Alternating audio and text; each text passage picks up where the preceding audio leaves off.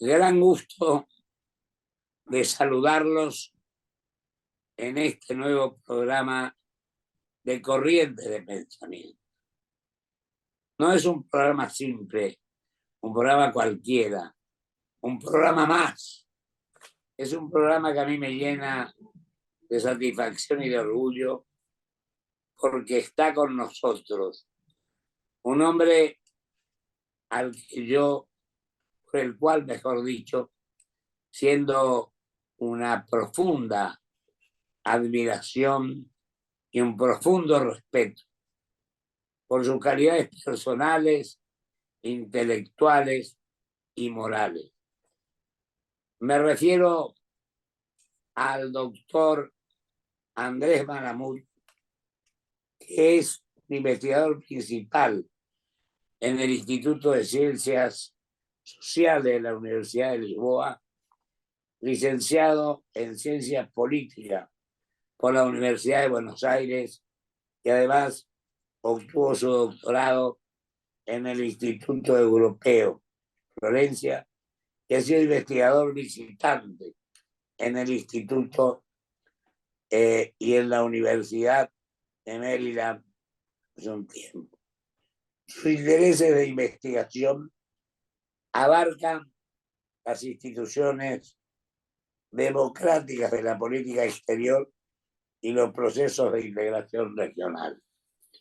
Yo digo que si sigo con lo que significa el doctor Malamud, estaríamos utilizando los 30 minutos del programa porque creo que a él no le hace falta presentación.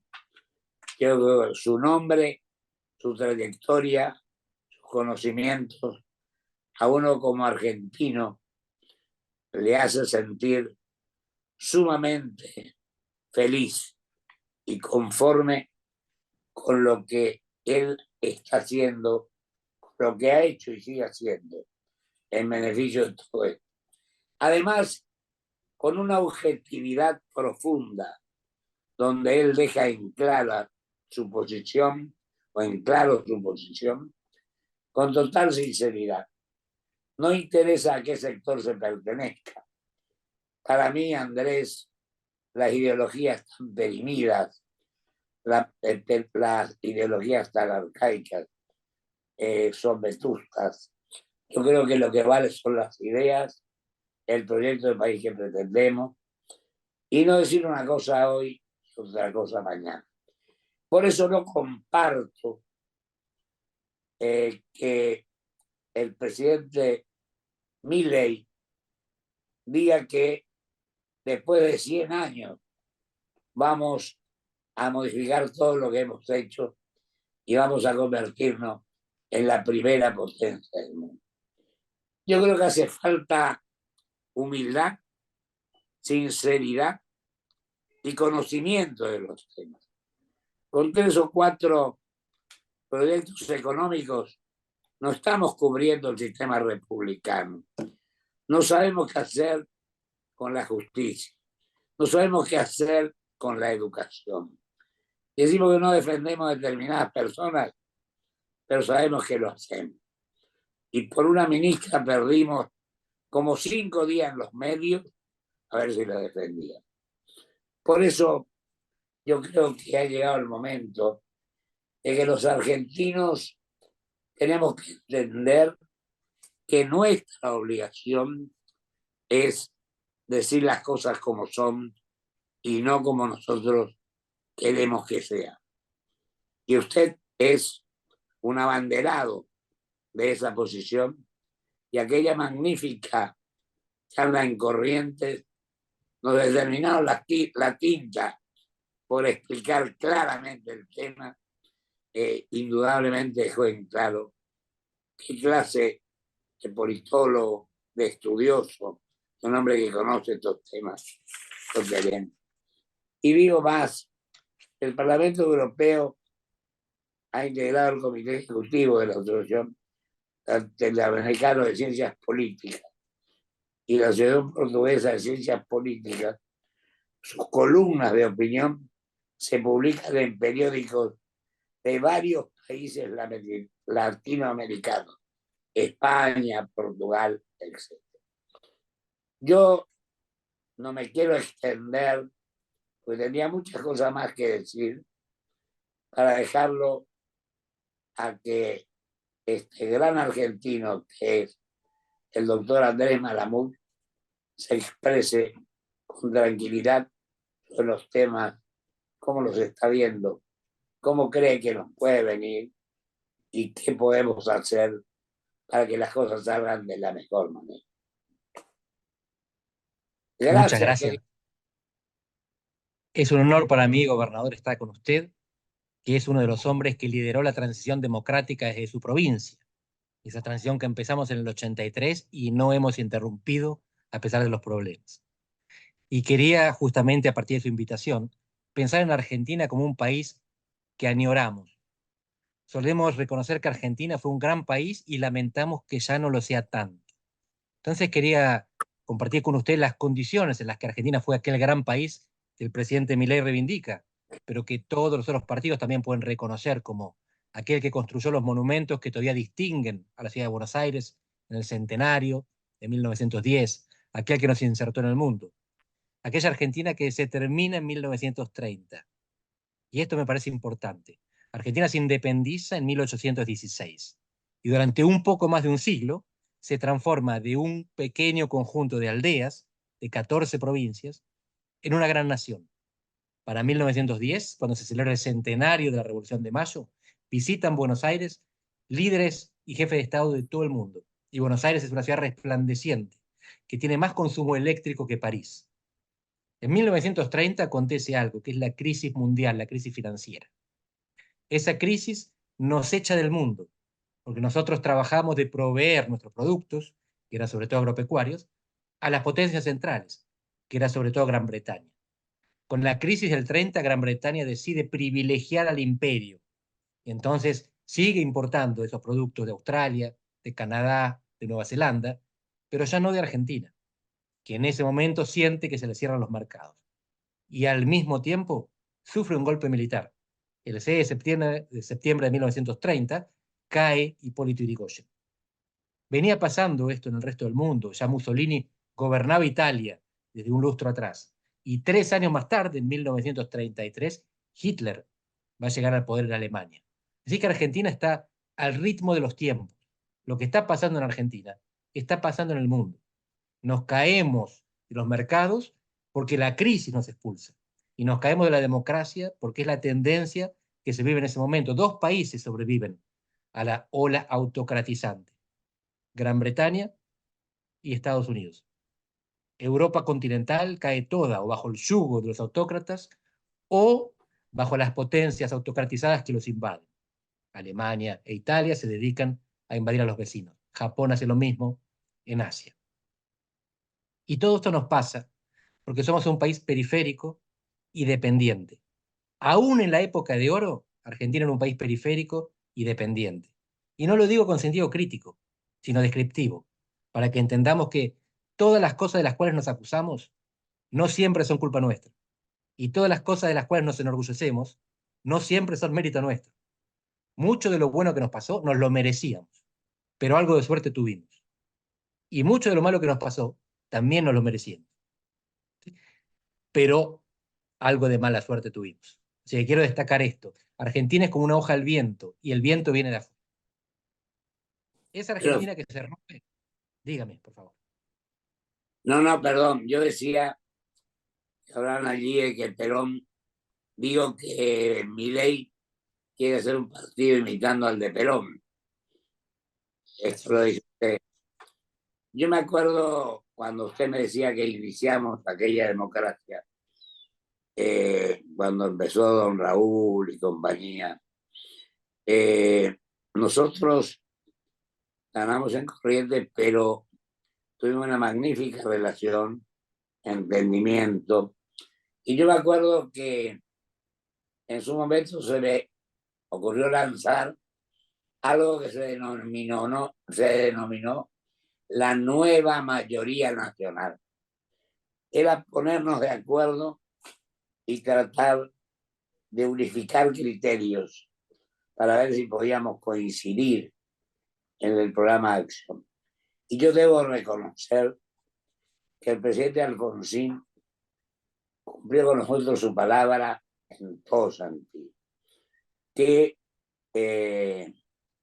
los compromisos que asumía los cumplía totalmente y nos respetaba tanto a los que éramos de su partido como a los que no éramos de su partido. Yo creo que tenemos que terminar para mejorar en ofender al adversario, porque los adversarios son adversarios y no enemigos, y creo que esto es fundamental que lo practiquen. Lo dejo, mi doctor querido, que siga tranquilamente. Quiero destacar esto que acaba de decir. En 1983 reponemos, restauramos, recuperamos una de las dos cosas que se rompieron en 1930, la democracia. Lo que nunca conseguimos recomponer es la economía. Y recuperamos la democracia en parte porque había ideología, que era moderada, pero sobre todo porque había institucionalidad. Alfonsín tenía, más allá de su ideología, un sentido del Estado, que pocos otros políticos han demostrado. Él en esa época se encontró con un grupo de dirigentes provinciales que compartían esa visión. Pero lo que vemos ahora es que predomina lo faccioso, el espíritu de partido. No está mal tener espíritu de partido, los partidos hacen al pluralismo democrático, pero también hace falta un espíritu de Estado que se pone por encima de los partidos y permite los acuerdos entre aquellos que piensan diferente. Y esto es clave. Pensar diferente es inevitable. Y es bueno, porque en la diversidad está la riqueza de la innovación. Pero sobre esa diversidad tiene que haber unidad. Esta unidad, volviendo a la actualidad, ¿se está consiguiendo con el Pacto de Mayo? Me permito dudarlo, en parte porque empezamos mal. El Pacto de Mayo se firma en julio, lo que demuestra que hay un desfasaje entre dichos y hechos. Pero además hubo una serie de ausencias que es importante destacar. Por supuesto que hubo 16 gobernadores. Es importante que haya habido tantos gobernadores, pero faltaron, entre los gobernadores que no estaban, el de la provincia de Buenos Aires, que es siempre la que causa problemas en el país y además representa, contiene al 40% de los argentinos. No es pensable una Argentina sin Buenos Aires. Por eso tuvimos, después de Caseros, Cepeda y Pavón, las batallas que en el siglo XIX nos llevaron primero a dividirnos y después a reunificarnos. Sin Buenos Aires no hay país, sin las demás provincias tampoco. Por eso tienen que estar juntas. Pero además faltaron dos de los cuatro expresidentes. Fueron Macri y Rodríguez A, faltaron Cristina Kirchner y Eduardo Duhalde.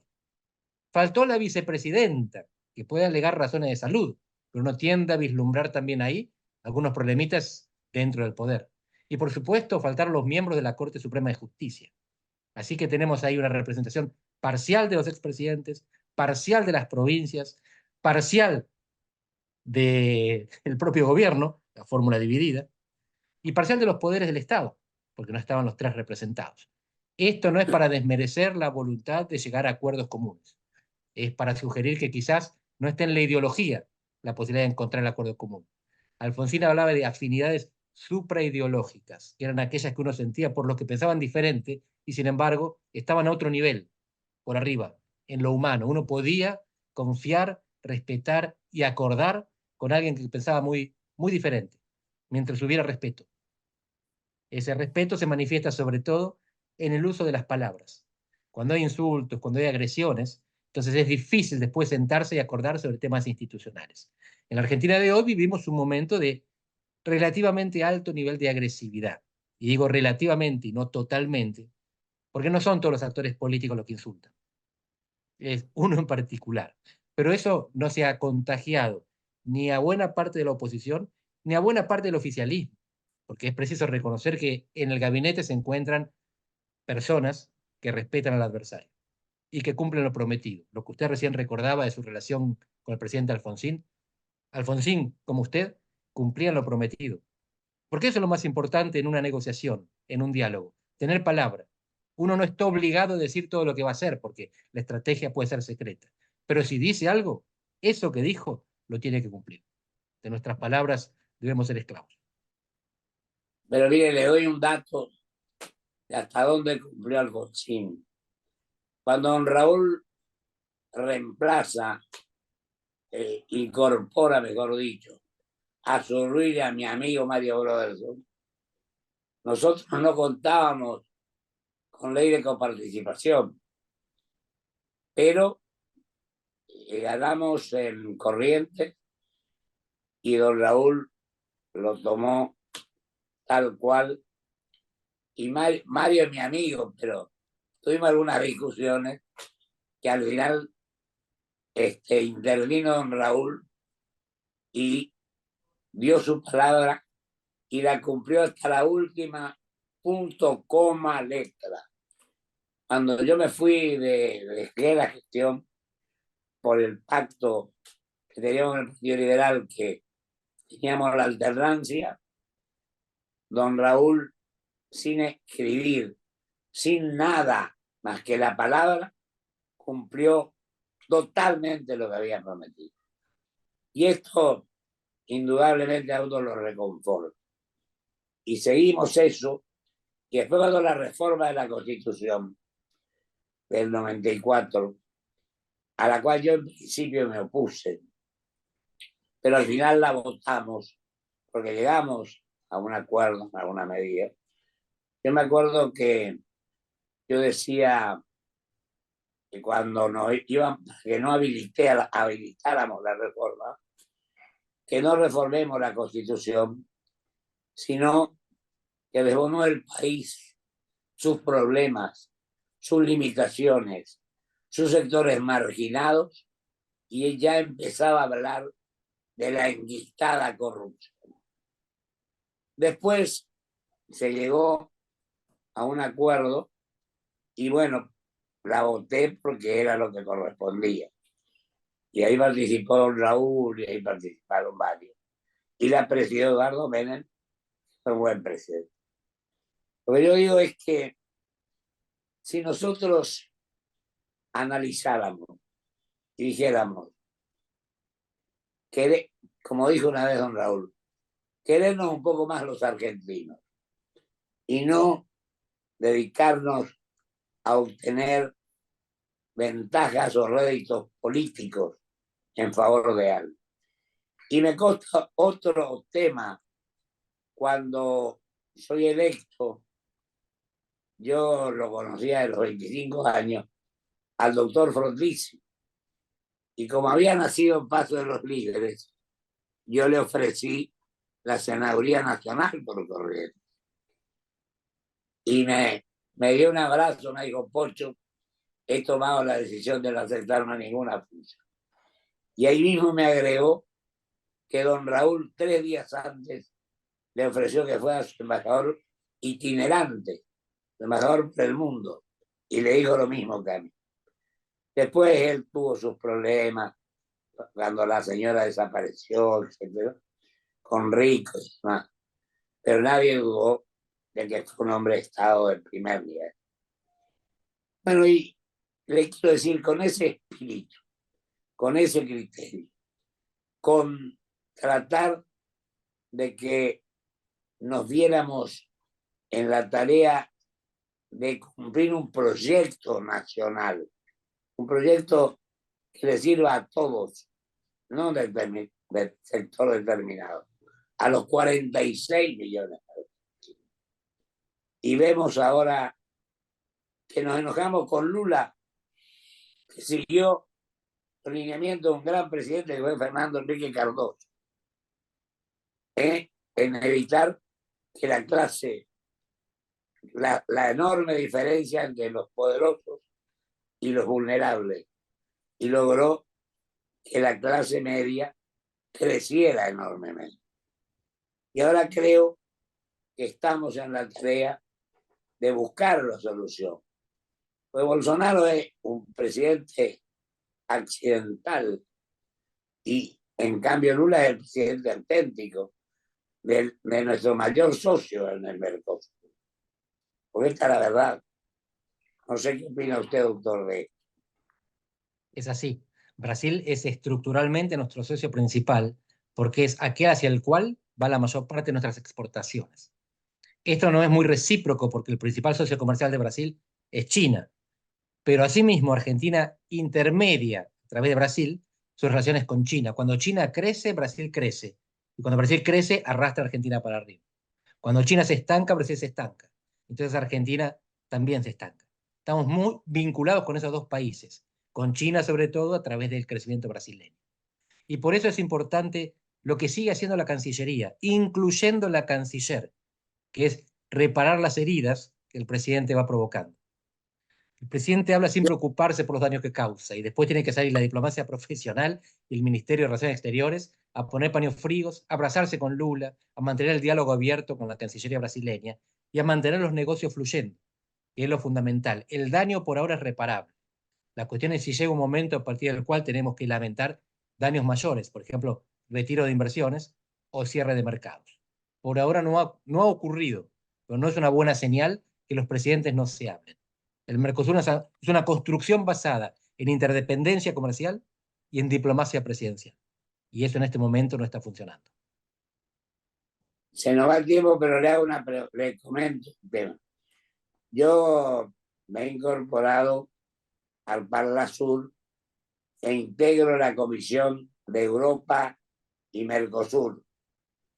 Así que ahí le adelanto que le voy a pedir su colaboración para aprender lo que no sé de todo esto. Con mucho gusto. Que conoce muy bien. Y le dejo un minuto para que usted cierre cómo le parece esto, cómo tenemos que seguir este camino. Muy bien. Empiezo por esta relación del Mercosur con la Unión Europea. Es un acuerdo que posiblemente no se va a cerrar nunca por culpa de Europa. No es que hayamos hecho algo mal en el Mercosur, aunque el Mercosur trastabille. Es porque hay mucho proteccionismo agrícola del lado europeo encabezado por Francia. Entonces, ahí hay un caso en el cual habrá un fracaso de relaciones internacionales que no puede ser adjudicado a nosotros. Ahí la culpa lo tienen los otros. Somos tan eficientes en la producción agrícola que los que producen lo mismo pero más caro en otros continentes no quieren el libre comercio con nosotros. Argentina lo que debería hacer es buscar otros mercados. Y esos mercados emergen y nos sonríen en Asia, donde vive el 60% de la humanidad. Así como Argentina creció mano a mano con Gran Bretaña y se estancó cuando Estados Unidos sustituyó a Gran Bretaña, ahora que China será la nueva potencia y estará rodeada de países famélicos por comer y por comprar energía, Argentina y América del Sur vuelven a tener una oportunidad que no tenían desde hace un siglo: acoplarse con un mundo que necesita lo que nosotros producimos.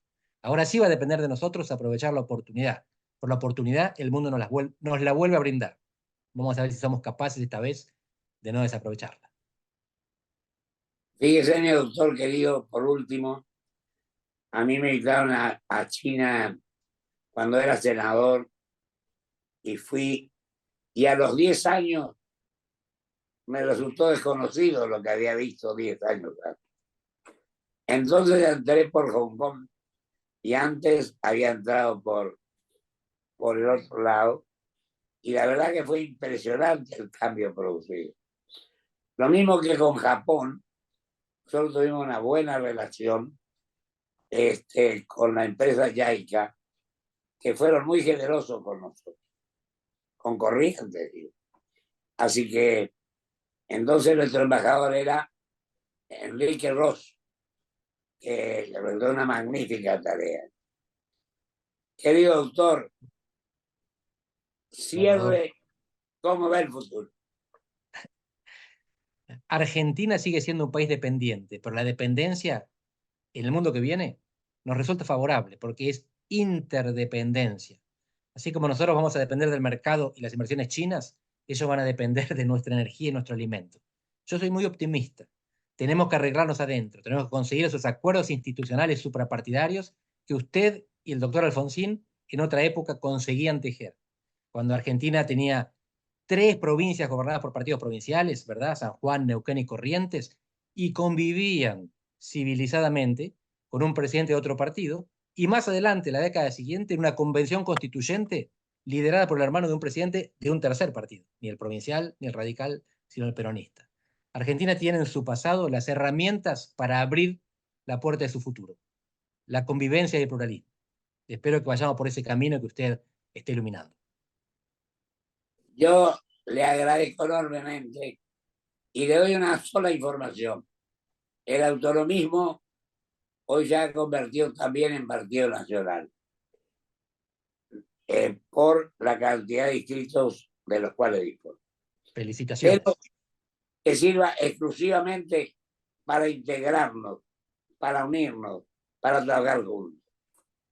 Yo lo felicito, le agradezco y ha sido una alegría enorme que usted hoy nos vista de gala nuestro programa de Corrientes de Pensamiento.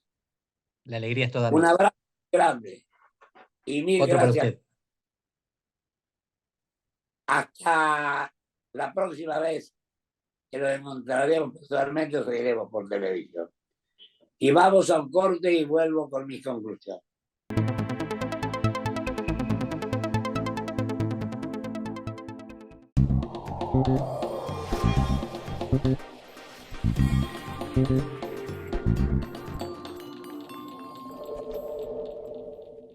Grupo Petersen, desde 1920, construyendo el país.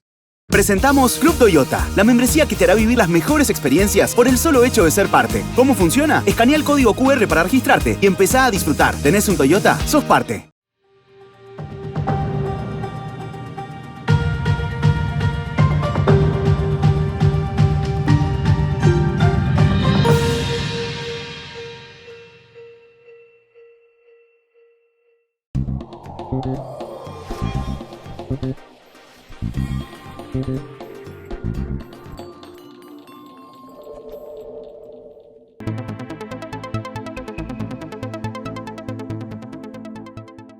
Gracias, querido y gran argentino, doctor Andrés Malamud. Sintetizo mi agradecimiento por todo lo que hace, por todo lo que hizo y por todo lo que seguirá haciendo. En su libro, autor del libro El oficio más antiguo del mundo, Secretos, Mentiras y Belleza de la Política. Sus trabajos académicos han sido publicados en más de 20 países. Un abrazo enorme. Ha enriquecido enormemente, sin desmerecer a nadie, nuestro programa Corrientes de Pensamiento. Hasta el próximo programa, si Dios quiere.